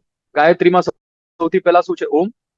પછી ભૂર્ભુવઃ સ્વઃ, તો ઓમ ભૂહુ, અમારે ત્યાં એવી રીતે અલગ અલગ બોલીએ. તો ભુવમ ભુવન પાવની, એમાં સંભળાયું. પછી સુવહ, તો સુરાસુર સુપૂજિત. બરાબર? આ એક આખી ગાયત્રી, સંપૂર્ણ ગાયત્રી, એક યમુનાષ્ટકના પેકેજમાં શ્રી મહાપ્રભુજીએ સૌથી પ્રથમ પ્રગટ કરી, અને એ શ્રી યમુનાજીને સમર્પિત કરી. શ્રી યમુનાજીએ કૃપા કરીને એમના તટ પર એવા શ્રી મહાપ્રભુજીને એવી દિવ્ય દૃષ્ટિ આપી, એવો દ્રવ્ય આપે એવી કૃપા વિચારી છે એમનાજીએ, કે પછી એના પછી શ્રી મહાપ્રભુજી જ્યાં જ્યાં પધાર્યા એ આપણા માટેનું વ્રજ. હવે આપણા બધા વૈષ્ણવોમાં અમુક વૈષ્ણવો બ્રજયાત્રામાં આવવાના છે. હું તમને કહું કે જ્યારે શ્રી મહાપ્રભુજીથી લઈને અત્યાર સુધીના સમયમાં જે વ્રજ લુપ્ત થઈ ગયું હતું, એ શ્રી મહાપ્રભુજીએ પધારીને પ્રગટ કર્યું. બીજા બધા કોઈ બ્રજને પ્રગટ નથી કરી શક્યા. શ્રી મહાપ્રભુજી પધાર્યા, બીજા બધાના તમે જોજો, જેટલા બ્રજના મોટા સંતો, બધા સ્વામીઓ થયા છે, એ બધાએ કોઈ એક સ્થાન પકડ્યું છે. કોઈ વૃંદાવન પકડીને બેઠું છે, તો કોઈ આ પકડીને બેઠું છે, કોઈ આ પકડીને બેઠું છે. પણ કેવલ શ્રી મહાપ્રભુજીનું જ સ્વરૂપ એવું છે કે જેમને સકલ 84 કોષ આપણા માટે પ્રગટ કર્યા. તો સૌથી પહેલા પધાર્યા ઠકરાની ઘાટ, ગોવિંદ ઘાટ. ત્યાં શ્રી યમુનાજીએ કૃપા વિચારી, ઠકરાની ઘાટ, ગોવિંદ ઘાટ પ્રગટ કર્યો. અને પછી ત્યાંથી આ પધાર્યા એ મધુવન. તો પછી મધુવનની બેઠક આપણે ગણીએ છીએ. તો મધુવન જ્યાં બિરાજ્યા, જ્યાં એમના નિજજનોને એ લીલાના દર્શન કરાવ્યા, એ લીલાનો અનુભવ કરાવ્યો, એ મધુવન લીલા. પછી ત્યાંથી કમોદવન પધાર્યા. કમોદવનમાં કઈ લીલા થઈ હતી, એ એમના નિજજનોને એ લીલાનું દાન કર્યું, એ લીલાના દર્શન કરાવ્યા, એનો અનુભવ કરાવ્યો, એટલે કમોદવન બેઠક. પછી ત્યાંથી આ બહુલાવન પધાર્યા. એ જે રૂપથી શ્રી મહાપ્રભુજી જ્યાં જ્યાં જ્યાં જ્યાં પધાર્યા, અને જે લીલાના અનુસંધાન, કે જે લીલાના અનુભવ આપના નિજજનોને કરાવ્યા, એટલે ત્યાં આપણે બેઠકજી માનીએ છીએ. બ્રજયાત્રામાં ત્યાં અવશ્ય જઈએ છીએ. બીજા તીર્થમાં આપણે જઈએ તો એ તીર્થની ભાવના હોય. ઘણી વાર કેવું છે, આપણે નહીં, આપણા કોઈ એમ નિકટના ક્યાંક ફરવા જવું હોય, ફોર એક્ઝામ્પલ, હવે હું છું, હું તો મારો જ એક્ઝામ્પલ આપું, બીજાનો ક્યાં આપું. બાળકો સાથે અમે ગયા હતા કેલિફોર્નિયા સાઈડ. હવે બાળકોને છે ને ત્યાં સી વર્લ્ડ જવું હતું, સેન્ડિએગોમાં, હે ને? તમારો મુખ્ય હેતુ હતો સી વર્લ્ડ જવાનો, બરાબર. પણ ત્યાં સેન્ડિએગો ગયા હતા ને, ત્યાંના બધા વૈષ્ણવ વિનંતી કરી કે જે અડધો કલાક આપ પધારશો અમારા ત્યાં, કે જરૂર. તો બધે 4-5 જગ્યાએ 10 જગ્યાએ પધરામણી નહીં જઈએ, બધાને એક જગ્યાએ બોલાવી દો. તો બધાને ત્યાં મળી લીધું. અને પછી અમે ગયા ક્યાં? સેન્ડિએગો, હે ને. ત્યાં એના પેલા સી વર્લ્ડમાં 6 કલાક 7 કલાક ત્યાં બાળકો સાથે ત્યાં આનંદ કર્યો, અને પછી આપણે પાછા ઘરે આવ્યા. એવું જ આપણું છે. આપણે જયારે ગયા, મુખ્ય ગયા શ્રી મહાપ્રભુજી બેઠક માટે. ભાઈ આપણું તો જે મુખ્ય જે સેન્ટર છે એ શ્રી મહાપ્રભુજીનું છે. આપણું મન લાગે છે કે જે આપણો મુખ્ય હેતુ છે, એ હેતુ શ્રી મહાપ્રભુજીએ જ્યાં જે લીલા પ્રગટ કરી. કેમ કે આપણે મહાપ્રભુજીને લાગતા જીવ છીએ, આપણે આ દુનિયાદારીના છીએ જ નહીં, અને આપણે શ્રી મહાપ્રભુજીથી લેવા દેવા છે. તો મહાપ્રભુજી જ્યાં પ્રગટ કર્યા, પછી આપણે ભલે ત્યાં એ મધુવનિયા ઠાકોરજીના દર્શન કરવા જઈએ, ત્યાં કરવા જઈએ, પણ ત્યાં મહાત્મ્ય જ્ઞાનથી જઈએ, અને ત્યાં સ્નેહ અને ભાવ પોષણ માટે જઈએ. તેવી રીતે આખી બ્રજની પ્રગટ થયા. તો આ જે યમુનાષ્ટક છે, એ આપણને સેવાનો અધિકાર, નાનામાં નાનો અધિકાર, તનુજા, વિદ્વજા, માનસી, તમે જેટલા સેવાના પ્રકાર તમારા મનમાં આવતા હોય ને, આ બધાનો અધિકાર આ એક યમનાષ્ટકથી પ્રાપ્ત થાય છે. અને જેનાથી યમનાષ્ટક નથી થઈ શકતો ને, એની અંદર એ જે ભાવ છે, મુખ્ય ભાવ, એ ક્ષીણ થતો જાય છે. જો યમુનાજીની કૃપાની વાત કરીએ, આજે તો ખાલી બેકગ્રાઉન્ડમાં જ આપણને ઘણો ટાઈમ થઈ ગયો, 15-20 મિનિટ જ હવે આપણી જોડે છે. મારા ખ્યાલથી 8:30 સુધીનો જ સમય મારી પાસે છે, એટલે મારા 8:15 તો થયા. 10-15 મિનિટમાં આપણે ફટાફટ શ્રી યમુનાજીનું મહાત્મ્ય થોડુંક લઈએ, ત્યારે આપણે યમુનાજીના વિષય પર જઈએ છીએ. તો ઠાકોરના ઠકરાણી, સૌથી પહેલા હું ત્યાં આવું એ ક્લિયર કરું કે એ જે છે ઠકરાણી શબ્દ છે, એ યમુનાજી માટે નથી વપરાયો. ઠકરાણી ઘાટ ભલે આપે પ્રગટ કર્યો, ઠકરાણી ઘાટ ઉપર ભલે બ્રહ્મ સંબંધની આજ્ઞા થઈ, આ બધા પ્રસંગો આપણને ખબર છે. એવા આ દિવ્ય દિવસો કે આગળ પુષ્ટિ માર્ગના એક દિવ્ય એવા સ્વરૂપ શ્રીનાથજી પધાર્યા, અને પધારીને એમ કીધું કે જે જીવને આપ શરણે લેશો, જે જીવને આપ બ્રહ્મ સંબંધ કરાવશો, એને હું નહીં છોડું. વિચાર કરો, એવો દિવસ પવિત્ર એકાદશીનો, પવિત્ર બારસના દિવસ આ સાવનના હિંડોળાના દિવસોમાં આવે છે, કે જયારે બ્રહ્મ સંબંધનું પ્રાગટ્ય થયું. ઘણા બધા એમ કે છે કે પુષ્ટિનું પ્રાગટ્ય થયું. પુષ્ટિ તો હતી, છે અને રહેશે. પુષ્ટિ તો ત્રિકાલા બાધિત સત્ય છે, એનો કોઈ દિવસ પ્રગટ થવાનો હોય નહીં. પણ હા, બ્રહ્મ સંબંધ એ દિવસે જરૂર શ્રી મહાપ્રભુજીએ પ્રગટ કર્યું. પુષ્ટિ તો એ દિવસથી પ્રગટ થઈ કે જ્યારથી શ્રીનાથજી અને શ્રી મહાપ્રભુજીનું પ્રાગટ્ય છે, અને લીલામાં પણ છે. એટલે એ દિવસ તો ગોતી જ ન શકાય કે કયા દિવસે પુષ્ટિનું પ્રાગટ્ય થયું. પણ હા, બ્રહ્મ સંબંધનું પ્રાગટ્ય એકાદશીના દિવસે શ્રીનાથજી એવી આજ્ઞા કરી. અને એ જ શબ્દો હું કહું છું, આપે જે કીધું એ જ હું કહું છું, એમ કરીને બ્રહ્મ સંબંધ માટે આપે આજ્ઞા કરી કે જેને આ બ્રહ્મ સંબંધ કરાવશો એને હું નહીં છોડું. એવું ભાઈ આપણા બધાની લોટરી લાગી ગઈ એમાં, અને જેવા છીએ એવા આપણે શ્રીજી બાબા આપણે એમના માથે પડી ગયા ઠાકોરજીના, કે લો હવે આવી ગયા આપણે. શ્રી મહાપ્રભુજીની ચરણારવિંદ પકડ્યા, અને શ્રીજી બાબા બિચારા ફસાઈ ગયા આપણા ચક્કરમાં. એને કે આ જે કરશે મારે સ્વીકારવું જ પડશે. તો એ દિવ્ય દિવસોની આગળ વાત કરીએ તો એ ઠકરાની જે શબ્દ છે, એ ઠકરાની શબ્દ એ સ્વામિનીજી માટે વપરાયો છે. અને આમાં કયા સ્વામિનીજી કે જે હમણાં આગળ આપણે વર્ણન આવશે જન્માષ્ટમીના પદોમાં, બ્રજ ભયો બહર કે પૂત જબ યહ બાત સુની આનંદે સબલો. આ પહેલું પદ છે જે સુરદાસજીએ લીલાનું ગાયું. સુરદાસજી પેલા દીનતાના નાના તેના બધા બહુ પદો ગાયા, અને મહાપ્રભુજી કીધું સુર કહા ગિગિયા થે, હું પતિતન કો સ્વામી ને, હું પતિતન કો પતિત ને, હું આવો તુચ્છ જીવ ને, આમ તેમ એવું બધું બહુ ગાતા, બહુ દીનતાના. તો શ્રી મહાપ્રભુજી બધું સાંભળ્યું તો ખરું કે ભાઈ આ તુચ્છ જીવ હોત તો શ્રીનાથજી થોડી મળવા આવત, શ્રીનાથજીની સેવાનો અધિકાર થોડી મળત. હું પતિતન કો પતિત, આવો પતિત હોત તો ઠાકોરજી મહારાજની રોટી થોડી ખાત. હા ને. એટલે આપણે તો આપણું કેલિબર જાણવાનું છે કે નહીં ભાઈ મારા ઉપર કઈ. એટલે આ સિમ્બોલિક શ્રી મહાપ્રભુજી એ જ આપણે એવા તુચ્છ છે, જો સેવામાં નથી, જો પ્રભુ સાથે જોડાયેલા નથી, મહાપ્રભુ સાથે જોડાયેલા નથી, તો આપણે હાડ ચામડાનું બધું બધું બરોબર છે. એ કોઈ પણ વાત સુરદાસજીની ખોટી નથી. પણ ખૂબ સરસ મહાપ્રભુજીએ કીધું કે તું એ લીલા ગાન કરો, કે ભાઈ મને તો કશું ખબર નથી. કે મહાપ્રભુજીએ કૃપા વિચારી અને જે જીભ પર અંગૂઠો પધરાવ્યો, અને સૌથી પહેલા જે એમને ગાયું એમાં આ બ્રજલીલાના દર્શન થયા. એમને વ્રજ ભયો મહર કે પૂત જબ યહ બાત, એમાં એક લાઈન આવે છે, તુક આવે છે, પિય પહેલે પહોંચી જાઉં અતિ આનંદ ભરી. શ્રી ઠાકોરજીના જેવો પ્રાગટ્યના સમાચાર મળ્યા, સૌથી પહેલા જે વ્રજ ભક્ત, જે ગોપીજને જઈને શ્રી ઠાકોરજીના દર્શન કર્યા એ અહીંયા ઠકરાણ. એ છે રાધા સહચરીજી. એ રાધા સ્વામિનીજી નહીં, રાધા સહચરીજી. પુષ્ટિ માર્ગમાં ચતુર્થ યુથ નહીં ને તૃતીય યુથ જે છે એ રાધા સહચરીજીનો માનવામાં આવ્યો છે. અને તો એ એમનું વર્ણન છે. એ આજે એમનો દિવસ છે કે જ્યારે એ યુગલ સ્વરૂપને ઠાકોરજી સ્વામિનીજીને એમની કુંજમાં એ ઝુલાવે છે. અને જે આરસી છે ને એ બધાના હૃદય પ્રતિબિંબ છે. આજે કાચના આરસીના હિંડોળામાં શ્રી ઠાકોરજી ઝૂલે. તો એ આરસીના હિંડોળા એવા છે કે જેમાં કાચ નાના નાના નાના નાના કાચ ઠાકોરજી એમાં કાચમાં બિરાજે. તો એક કાચમાં સહસ્ર પ્રતિબિંબો, 1000 પ્રતિબિંબો શ્રી ઠાકોરજીના સ્વામીજીના જયારે દેખાય ત્યારે આપણને જેવી રીતે કહીએ ને કોટાનો કોટી રાસના દર્શન જે બધા બ્રજ ભક્તોને થાય અને આપણે એ નરી આંખે એવા દર્શન એ કરી શકીએ. અને એ દર્શનમાં આપણે પોતપોતાને પણ જોઈ શકીએ કે હા, કોટાનો કોટી રાસમાં શ્રી પ્રભુએ મને પણ રાખ્યો છે. અને એવી કૃપા રાધા સહચરીજી કરે છે. એટલે એ ઠાકોરના ઠકરાની આપણા ત્યાં છે. ઠકરાની ઘાટ છે એટલે એ ઠકરાનીજી એ યમુનાજી છે. આપણા ત્યાં શ્રી રણછોડલાલજી મહારાજ વચનામૃતમાં એવું વર્ણન નથી. અને ભૌતિક વર્ણન જે પણ કઈ સામાન્ય વર્ણન થતા હોય, હવે હું તો મારા બાપ દાદાઓનું માનું, હે, એટલે આ વર્ણન આપણા ત્યાં થાય છે. જો યમુનાષ્ટક પ્રગટ થયું, શ્રી યમુનાજી કૃપા વિચારી, પણ શ્રી યમુનાજીના સ્વરૂપનું આપણે ધ્યાન કરીએ ને તો શ્રી યમુનાજીનું સ્વરૂપ એવું દિવ્ય સ્વરૂપ છે ને કે ઇવન શ્રી ઠાકોરજીને બ્રજ ભક્તો લાયક બનાવવાનો અધિકાર એ શ્રી યમુનાજી આપે છે. બ્રજ ભક્તો તો ઠાકોરજી લાયક બને જ, બરાબર. લાયકાત તો આપણે લાવવાની હોય ને પ્રભુના થવા માટે. પણ પ્રભુમાં એ લાયકાત આવે કે કોઈ પણ જીવને એ એના ગુણદોષ જોયા વગર સ્વીકારી શકે, એ કેવી રીતે પોસિબલ છે? હે, તો એ પોસિબિલિટી શ્રી યમુનાજી કૃપા કરે ને તો જ થાય. એક નાનકડો દાખલો આપું. શ્રી ઠાકોરજીનો જન્મ ક્યાં થયો? જેલમાં થયો, મથુરામાં. હા, અને આપણે નંદ મહોત્સવ ક્યાં કરીએ છીએ?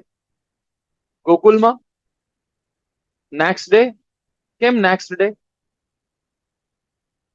આ એક જ જન્મ દિવસ એવો હશે કે એક જ પ્રાગટ્ય દિવસ એવો હશે કે પ્રભુ જન્મ્યા આઠમના દિવસે અને ઉત્સવ નવમના દિવસે.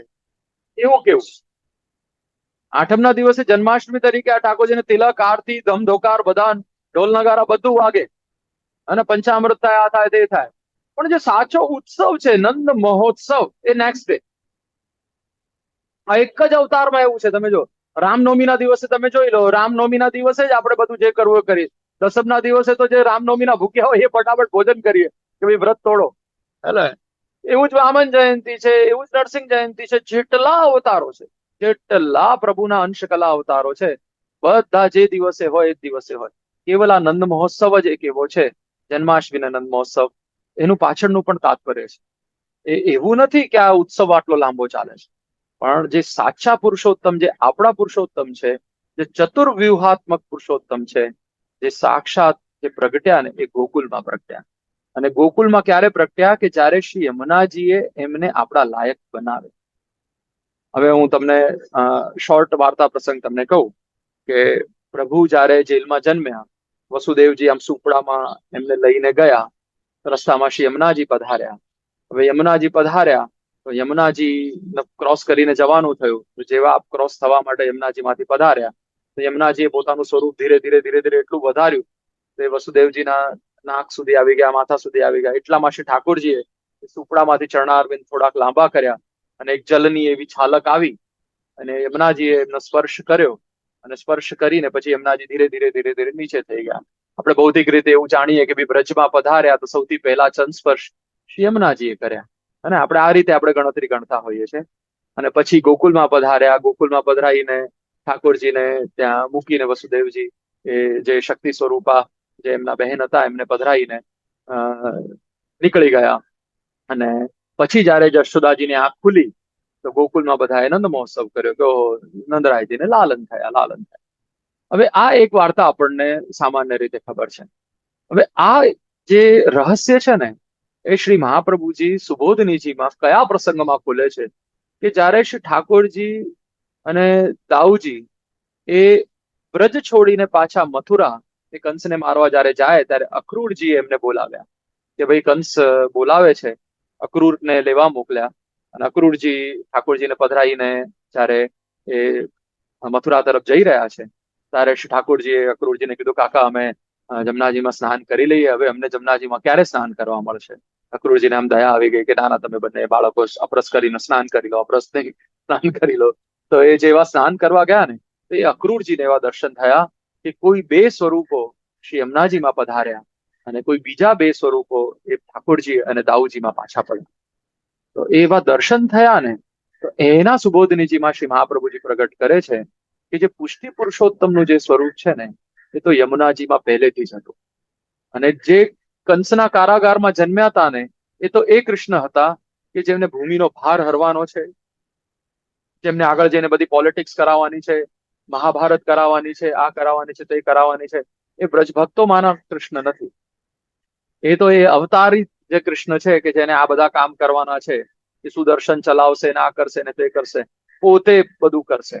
જો આપણા ત્યાં ગોવર્ધન લીલામાં સુદર્શનને આજ્ઞા કરી કે જાઓ ભાઈ બધું જલ સુકાવો, પોતે આમ આમ કરીને આવું કઈ નથી કર્યું, જા સુદર્શન. એ બધી આમ ખાલી આંખના ઈશારે સુદર્શનજી દોડીને દોડાદોડ કરી. આપણે જો બધા ચાર આયુધ, ભલે આપણે ઠાકોરજીના દ્વારકાધીશ મથરાધીશ પ્રભુના ચાર આયુધ હોય, પણ આપણે ચાર યુથના ગોપીજન ગણીએ છીએ. એ ચક્ર એવું નહીં, હે ને? તો એ શ્રી પ્રભુ પુરુષોત્તમ ચક્ર આપણા ત્યાં ઉપર બિરાજે મંદિરના. જો તમે ગોવર્ધનનાથજીનું મંદિર આપણે શ્રીનાથજી દર્શન કરવા જઈએ તો એ ધજાની રક્ષા એ સુદર્શનજી મસ્તક પર ત્યાં ઉપર બિરાજે. વ્રજ ભક્તોને એ ઠાકોરજી અને વ્રજ ભક્તો વચ્ચેના જે અંતરાયો છે એ દૂર કરવાનું સુદર્શનજીનું કામ છે. પ્રભુ સાથેનું એ કમ્ફર્ટ ઝોન બની રહે એ જીવનું, એ સેવા સુદર્શનજીની છે. અહીંયા બહુ સંહાર કરવાની સેવા પુષ્ટિ પુરુષોત્તમના એ સુદર્શનજીની નથી. હા, તો હું જે કહેતો હતો કે એ ત્યાં એમને એવા દર્શન થયા કે બે દિવ્ય સ્વરૂપો એ યમુનાજીમાં પાછા પધાર્યા. ત્યાં શ્રી મહાપ્રભુજી આજ્ઞા કરે છે કે એ પુષ્ટિ પુરુષોત્તમ તો સદા શ્રી યમુનાજીના કુંજમાં બિરાજે જ છે. આપણે નથી દોડપદમાં ગાઈએ છે, શામળો મળ્યા મને શ્રી યમુનાજીની કુંજમાં, લાડીલો મળ્યા મને શ્રી યમુનાજીની કુંજમાં. તો આ શ્રી યમુનાજીની કુંજનો જે દ્વાર છે ને, એ શ્રી યમુનાજીથી, આ બ્રજમંડલનો જે દ્વાર છે ને, એ શ્રી યમુનાજીથી છે. અને તો શ્રી યમુનાજીના દ્વારમાં, એ કુંજના દ્વારમાંથી, એટલે તમે જુઓ આપણે શકરાણી ઘાટ, ગોવિંદ ઘાટ જયારે બ્રજયાત્રા જઈએ ને, સૌથી પહેલા ત્યાં દંડવત કરીને આજ્ઞા લઈએ. આ અમારે પ્રકાર યાત્રા ડિક્લેર કરતા પહેલા અમે ત્યાં ઠકરાણી ઘાટ, ગોવિંદ ઘાટ જઈએ, ત્યાં દંડવત કરીએ, એ બ્રજયાત્રાની આજ્ઞા લઈએ, પછી અંદર બડી બેઠકમાં જઈએ. બડી બેઠકમાં જઈને પવિત્રા ધરાવીએ. ઠાકોરજીને કોઈ પણ સિઝન હોય, પવિત્રાના દિવસમાંની કોઈ પણ સિઝન હોય, ત્યાં પવિત્રા ધરાવીએ, દંડવત કરીએ, ભેટ ધરીએ, આજ્ઞા લઈએ, અને પછી નિયમ ગ્રહણ કરવા માટે અમે વિશ્રાંત ઘાટ પર ત્યાં જઈએ. એ યમુનાજીના કુંજનો દ્વાર, હે. તો આ શ્રી યમુનાજીના આવા દર્શન થયા. શ્રી ઠાકોરજીએ સ્પષ્ટ કર્યું કે એ જે ભૂમિનો ભાર હરવા વાળું સ્વરૂપ હતું, એ શ્રી યમુનાજીએ ઠાકોરજીમાં પધરાવ્યું. સોરી, એ ભૂમિનો ભાર હરવાનું સ્વરૂપ જે આપ લઈને આવ્યા હતા, જે વસુદેવજીના ઘરે જન્મ્યા હતા, એ યમુનાજીમાં રહ્યું. અને યમુનાજીની અંદર જે સાક્ષાત પૂર્ણ પુરુષોત્તમનું સ્વરૂપ હતું, કે જે કેવલ વ્રજભક્તોના પ્રેમ સ્નેહથી, એમાં કોઈ શાસ્ત્ર જેને ના આવડતું હોય, જેને કશું જ કોઈ લાયકાત ના હોય, કશું જ ના હોય, એવાથી પણ રીઝે એવા જે પુરુષોત્તમ હતા. એટલે આપણે ત્યાં જો તમે ચતુશ્લોકીમાં આપણે સર્વદા સર્વ ભાવે ન ભજનીયો વ્રજાધિપ, અને સ્વસ્યાયમેવ ધર્મ અર્થ કામ મોક્ષ, 4 શ્લોકમાં 4 કીધા, પણ એ ચારે ચાર કયા? વ્રજાધિપતિ, વ્રજાધિપ, વ્રજના અધિપતિ. તો વ્રજની શરૂઆત, અને તમે જો વ્રજ છોડીને ગયા પછી વ્રજમાં નથી આયા, તો વ્રજ છોડીને તો ક્યાં? મથુરા ગયા.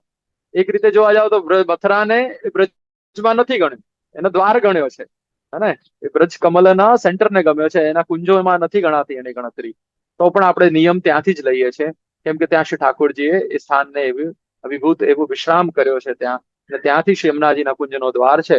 એટલે ત્યાં યમુનાજીનું પૂજન કરીને આજ્ઞા લઈને આપણે આગળ જતા હોઈએ, તો ત્યાં જયારે શ્રી ઠાકોરજી એ ત્યાં પધાર્યા, એ ભૂમિનો ભાર હરવાનું સ્વરૂપ જે છે યમુનાજીમાં મૂકી રાખ્યું. અને જે પુષ્ટિ પુરુષોત્તમનું જે સાક્ષાત સ્વરૂપ છે, કે જે લીલામાં હતું જ છે અને રહેશે જ, એ સ્વરૂપ આપે પોતાની અંદર પધરાવ્યું. અને પછી આપ ત્યાં ગોકુલ પધાર્યા, અને પછી જે પ્રાગટ્ય થયું ને, આપણા માટે તો એ સાચું પ્રાગટ્ય છે. એટલે આપણે નેક્સ્ટ ડે નંદ મહોત્સવ મનાવતા હોઈએ. વિચાર કરો, એ ભૂમિનો ભાર હરવા વાળું મહાત્મ્ય જ્ઞાન વાળું સ્વરૂપ આવ્યું હોત આપણા ભાગ્યમાં, તો આપણાથી આવી સેવા થાત? ટેકનિકલી હું જોવા જઉં છું કે એ પુરુષોત્તમ છે એને આપણે કદાચ ભૂલથી જો અત્યારે આપણી સેવાનો ક્રમ કેવો છે તમે માનો કે ન માનો, આપણો સગવડિયો ક્રમ છે. આપણે જગાડીએ ત્યારે જાગે, પોડાડીએ ત્યારે પોડી જાય. જેટલી વાર જગાડી રાખો એટલી વાર, ક્યારેક બહાર જવું હોય તો ફટાફટ 15 મિનિટમાં તો બધું વાઇન્ડ અપ કરી નાખીએ. વાઇન્ડ અપ શબ્દ વાપરું છું એવું ઠાકોરજીને.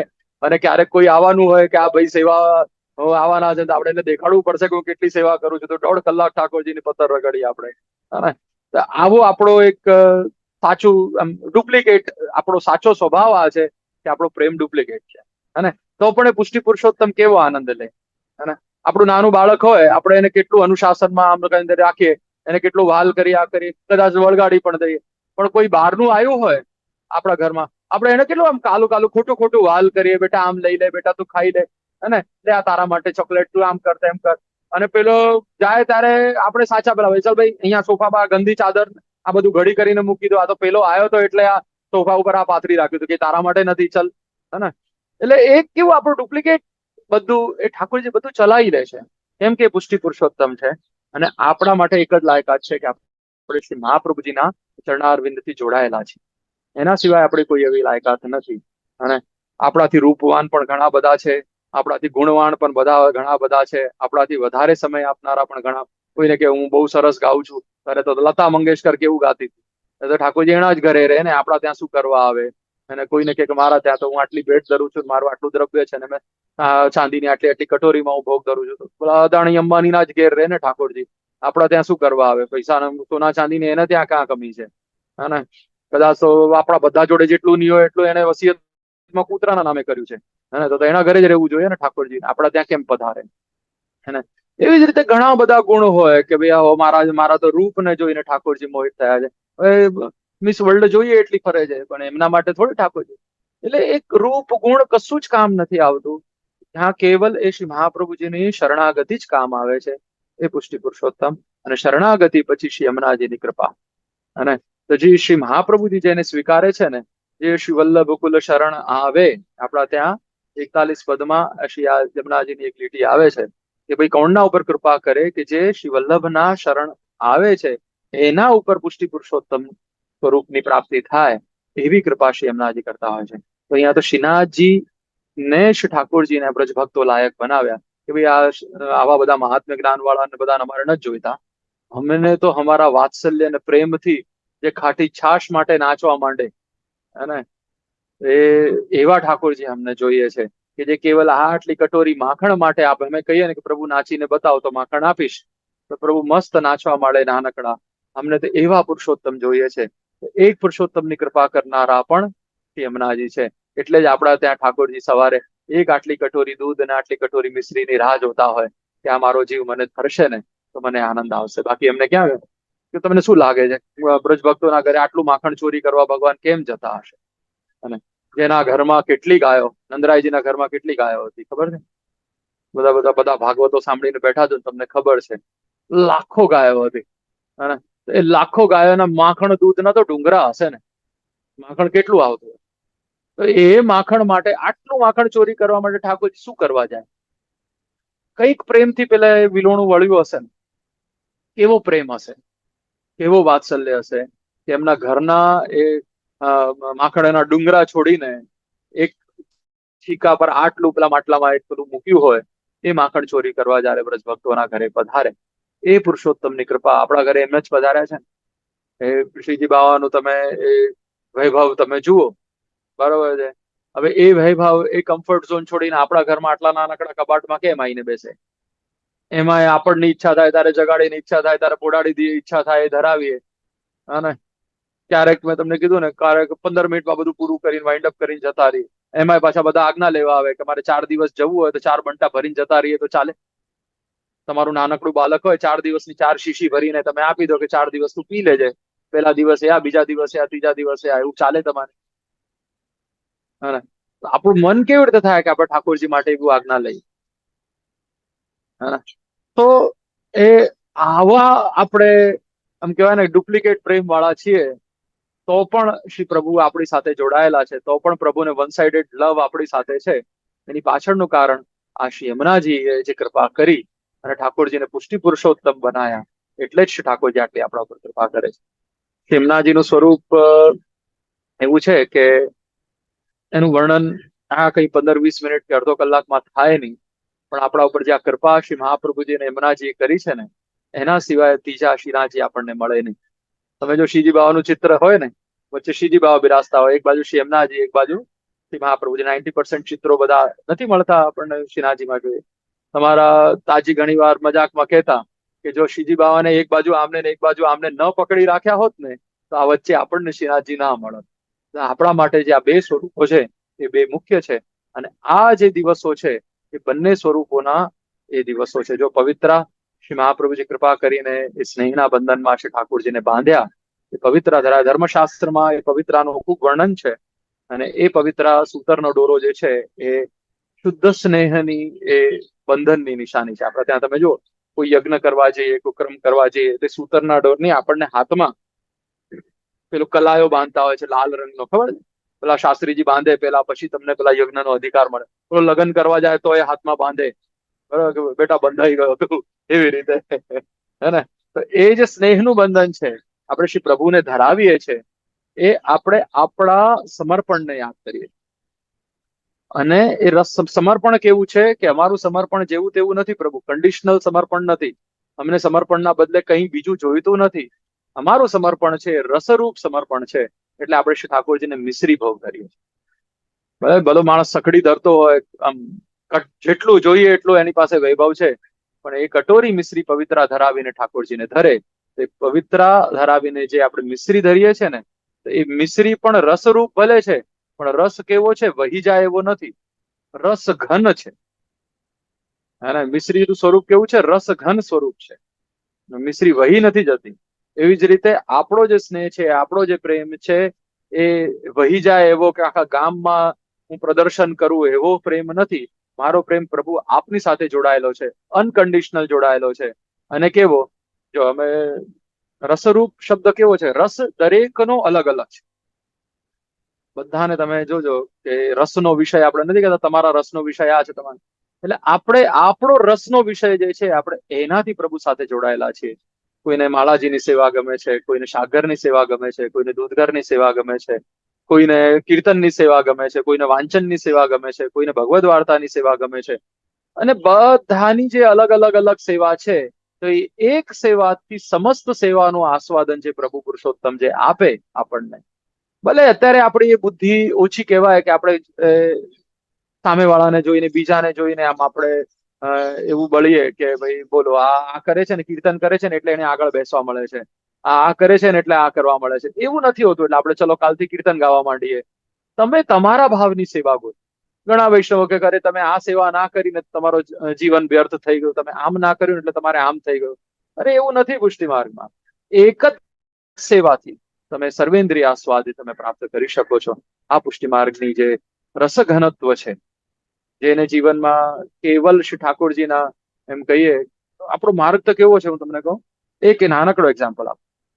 બીજે બધે છે ને તિલક કરીને ભગવાન મળે ને, આપડા ત્યાં તિલક ઘૂસવાથી મળ્યા છે. બોલો, એક વૃંદાવનના બ્રાહ્મણની વાર્તા છે. શ્રી મહાપ્રભુજીની ચરણ શરણમાં આવ્યા, ગુસાઈજીની ચરણ શરણ, 252 વૈષ્ણવની વાર્તામાં. તો એને બ્રાહ્મણ એટલે એને યજમાન વૃત્તિ હોય, માંગ્યા વગર તો કોઈ આલે નહીં. એને પાછા બ્રાહ્મણો આપણને કે પ્રજયાત્રામાં જશો ને એટલે પેલા ચોબાઓ અને બ્રજવાસીઓ બધા માંગે આપણી પાસે. પછી આપણે એમ કે યાર શું માંગો છો તમે? તો કે રડ્યા વગર તો માય દૂધ ના પીવડાવે. જવાબ બહુ જોરદાર હોય એ લોકો પાસે, તર્કો એવા. અને સાચી વાત છે. પેલું બાળક રડે નહીં ત્યાં સુધી માને યાદ ના આવે કે એ ભૂખ્યું થયું છે અત્યારે, હા. એટલે આ એવું છે. એટલે હું આ સ્થિતિ જે આપણે પ્રાપ્ત થાય, તો એને એમ થયું કે ભાઈ મારી માંગવાની વૃત્તિ છે, હવે હું વૈષ્ણવ થયો અને હું માંગુ તો કેવો લાગુ, હે ને? તો કે ઓકે, હવે મારે આમ માંગવાની વૃત્તિ નથી કરવી, હવે હું કંઈક નોકરી કરીશ. તો એ ચપરાસીની નોકરી એને ચાલુ કરી. હવે એ સ્નાન ધ્યાન કરીને તિલક બિલક લગાવીને ઠાકોરજીની સેવા કરે, અને જેવો નોકરી જાય ને ત્યારે એને એકદમ વિચાર આવ્યો કે યાર હું ચપરાસીની આ નોકરી કરું, હું સિપાહીની નોકરી કરું, તો આ તિલક લગાવેલો કેવો લાગુ? તો તિલક ભૂસીને જાય નોકરી કરવા માટે. કે ભાઈ મારા શેઠનો શેઠ તો ઠાકોરજી છે, તો હું તિલક લગાવીને વૈષ્ણવ બનીને જાઉં ને પેલા આવો સાહેબ બેસો સાહેબ મારે કરવું પડે. હું કોઈને બીજા શું કરવા સાહેબ વૈષ્ણવ થઈને કરું? એ તિલક ભૂસીને જાય. જો એનો ભાવ છે હો, સ્વતંત્ર. એવી રીતે એ જાય અને એવી રીતે એ સેવા પહોંચે અને રોજ નોકરી કરવા જાય અને તિલક ભૂસે અને જાય. એક દિવસ આવું કરતા કરતા કરતા વર્ષો વીત્યા, ખૂબ પ્રેમથી સેવા કરે અને જતા જતા એક દિવસ એને મોડું થઈ ગયું, એને તિલક ભૂસવાનું રહી ગયું. તો ઠાકોરજી ફટાક દઈને એનો હાથ પકડી લીધો. એ દોડીને ઘરની બહાર જતો હતો ને ઠાકોરજી દોડતા દોડતા એની પાછળ આવ્યા અને એના ગેટ સુધી પહોંચે ને એનો હાથ પકડી લીધો અને વળીને જોયું તો ઠાકોરજી. અને શું થયું છે આજે આવો અનુભવ કે તારું તિલક ભૂસવાનું રહી ગયું? ઠાકોરજી એને એ યાદ દેવડાવ્યું. બસ આપણા ઠાકોરજી આવા છે, તિલક કરવાથી મળ્યા હોય એવું નથી. અને પેલાને તિલક ભૂસવાથી મળ્યા, એને અનુભવ તો એનાથી જ થયો ને. એટલે કોણને કયા કેવી રીતે રીત છે ને પ્રભુ, એવો મારી જોડે શબ્દો નથી. એટલે આપણા પુરુષોત્તમ છે ને આવા છે.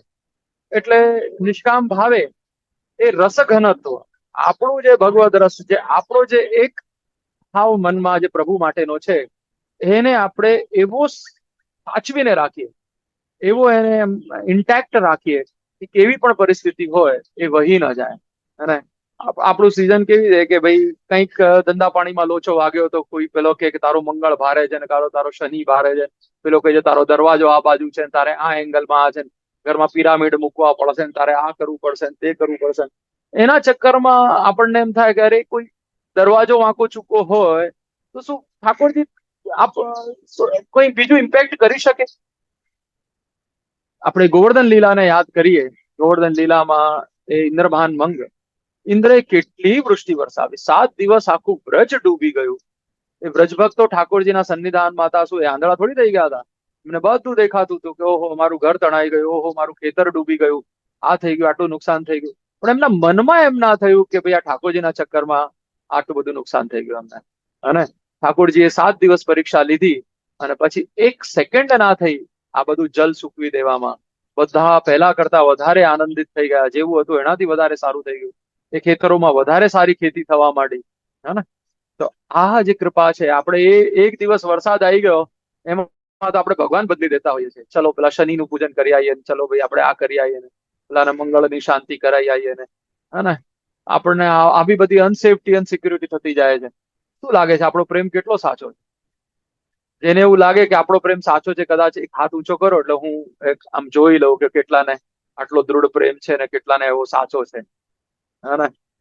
ચલો સરસ, 2-4 જણાએ તો હાથ ઊંચો કર્યો. એ ઠાકોરજી કરે કે તમારો એ પ્રેમ અને એવું બધું મેન્ટેન રહે, કેવી પણ પરિસ્થિતિ હોય, આપણે આપણા ઠાકોરજી પ્રત્યેનો જે ભાવ છે, પ્રેમ છે, એ આપણો જતો ના રહે.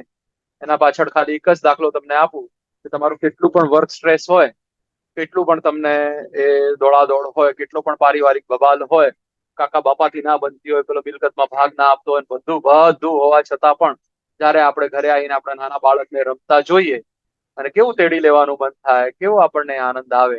બસ એવો જ જે નિષ્કામ આનંદ છે એ પ્રભુને આપણો જોઈતો હોય. તમારો વર્કલોડ ત્યાં આવીને નથી કહેવાનો આપણે કે આજે મને ઓફિસમાં મારા બોસે આવું કીધું, આજે મારા જુનિયરે મારો ટાંગો ખેંચ્યો, આજે દુકાનમાં મારા કાઉન્ટરમાં પેલા આટલાની ગડબડ કરી દીધી, આજે પેલા રજા પર જાય છે પ્રભુ આમ છે. અરે પ્રભુ કઈ લેવા દેવા હતી? લોકવત પ્રભુવત કૃષ્ણો ન દ્રષ્ટવ્ય કદાચ. જો સાચે પુષ્ટિ પુરુષોત્તમનો આનંદ લેવો હોય, અલૌકિક વૈદિક થી પર થઈને આપણે વ્રજભક્ત બનીને આપણે શ્રી યમુનાજીની કૃપાને માણીને આ ઠકરાની તીજને યાદ કરીને કે ભાઈ આપણા માટે ઠાકોરજી યુગલ સ્વરૂપ યમુનાજીની એવી કૃપાથી પ્રાપ્ત થયા છે કે આપણને એ સહસ્ત્ર રસોમાં, જે મેં તમને પહેલા કીધું, કોટાન કોટી રાસ એક આપણો પ્રતિબિંબ એમાં જોવાનો છે કે હું ક્યાં છું અને મારી સેવા ક્યાં થઈ. અને આજના દિવસનું આ જ પરમ ફલ છે. આપણે બધા શ્રી ઠાકોરજીને પ્રેમથી ઝુલાઈએ એનો મતલબ શું છે કે હૃદયમાં પ્રભુએ હિલોડે ચડે અને આપણને પોતાના માને કે નહીં તું મારો છે. અને એવી પરિસ્થિતિ આપણે શ્રી ઠાકોરજી એવી એમ પોઝિટિવ પરિસ્થિતિ ક્રિએટ કરે, શ્રી યમુનાજી ક્રિએટ કરે, શ્રી મહાપ્રભુજી આપણને અધિકાર આપ્યો જ છે. અને આ દિવ્ય દિવસોના આપણા પરમ ફલ આ છે કે જેમાં પવિત્રાના દિવસો, આ ઠકરાની તીજના દિવસો, પવિત્ર દ્વાદશી, જયારે આપણે આપણા ગુરુદેવને શરણાગતિ સ્વીકારતા હોઈએ છીએ, પવિત્ર ધરાવીને આપણે વિનંતી કરતા હોઈએ છીએ કે પ્રભુ અમે આપના સાથે બંધાવેલા છીએ અને આપના બતાવેલા શ્રીનાથજી સાથે અમે બંધાયેલા છે. એ રસરૂપ મિશ્રી અરોગ આવીએ છે કે ભાઈ અમારો રસ શ્રીજી સુધી પણ શ્રી મહાપ્રભુજીની કાનીથી પહોંચશે. એ ભાવથી આપણે મિશ્રી પણ શ્રી ગુરુદેવને અરોગ આવતા હોઈએ. આ પવિત્ર 11-12 ના દિવસો એની આગળ જઈએ રક્ષાબંધનમ, અને જેવી રીતે બહેન રાખી બાંધે, આપણા ત્યાં એવા પદો છે, કીર્તનો છે કે બાંધત પ્રિયતમ પ્યારી, હે, શ્રી જે પ્રિયતમને એ પ્યારી એટલે એ બ્રજભક્તો આપ બાંધી રહ્યા છે રક્ષા, કે આપ અમારા પ્રેમની રક્ષા કરજો, અમારા સ્નેહની આપ રક્ષા કરજો. એ ભાવથી આપણા ત્યાં બ્રજભક્તો પણ શ્રી ઠાકોરજીને રાખી બાંધતા હોય છે, હે. એટલે એ ભાઈ બહેન તો એ પ્રતિબિંબ છે એની વાતનો, પણ આપણા ત્યાં તો બધા જ સંબંધ પ્રભુ સાથેના છે. સર્વદા સર્વ ભાવેન ભજનીયો, સર્વ ભાવથી ભજનીયો પ્રજાધિપ, બ્રજના અધિપતિ કૃષ્ણને બધા ભાવથી ભજવા જોઈએ. આપણા ત્યાં ઠાકોરજી રાખી ધરે ને એ પણ લાલ રંગની ધરે. લાલ રંગ એટલે અનુરાગનો રંગ. પાછો મેં તમને અનુરાગ શબ્દનો, નહીં, બધા પેલા પ્રેમી પંખીડાઓ પેલા હાર્ટ આપે ને, બ્લેક બ્લુ એવા હાર્ટ ના આપે, રેડ હાર્ટ આપે, હાર્ટ ફુલ ઓફ લવ, હે, પ્રેમથી સ્નેહથી અનુરાગનો ભરેલો રંગ, એ લાલ રંગનો હાર્ટ ગિફ્ટ કરતા હોય છે. એટલે આપણા ત્યાં લાલ રંગનો બહુ મહાત્મ્ય છે. તો આજના દિવસે આ ભગવદ વાર્તાને આપણે સહેજ હવે સંક્ષિપ્ત કરીએ, કેમ કે સમયકાલ ના પરિસ્થિતિના બંધનમાં તમે બધાએ બંધાયેલા છો. હા, તો બસ તમને બધાને આ સાવનની આગળ જન્માષ્ટમી આવી રહી છે, જન્માષ્ટમી, બાલ લીલા, અને આગળ અમારી બ્રજયાત્રા છે, બધાની સૌથી આગળ બધાય તમને બધાને ખૂબ ખૂબ શુભકામનાઓ, ખૂબ ખૂબ આશીર્વાદ. યમુનાજીની કૃપા અને યમુનાજીની પુલીનના જ્યાં હિંડોળાઓના ભાવની કૃપા આપણા બધા ઉપર બની રહે એવી શુભકામના સાથે મારા શબ્દ સુમન શ્રી નટવરલાલ શ્યામલાલ પ્રભુ, શ્રી ગોવર્ધનધર, શ્રી ગિરિરાજજી, શ્રી યમુનાજીના ચરણોમાં સમર્પિત કરું છું. શ્રી મહાપ્રભુજી ગોસાઈજીના ચરણોમાં સમર્પિત કરી હું વિરામ લઉં છું.